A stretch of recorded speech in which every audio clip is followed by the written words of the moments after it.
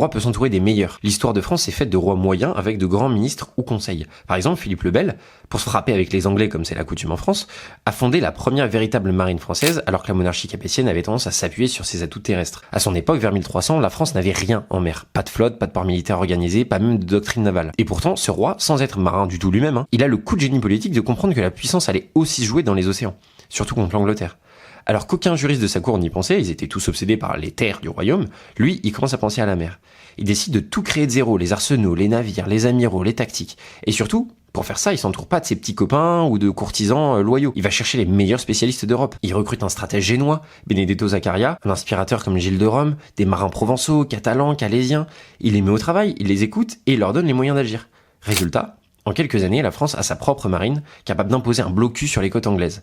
5 siècles avant Napoléon. Et le tout dans une discrétion absolue. Même l'histoire a galéré pour retrouver les traces de ça. Il ne cherche pas la popularité, il cherche les bons pour sa mission, dont il est responsable.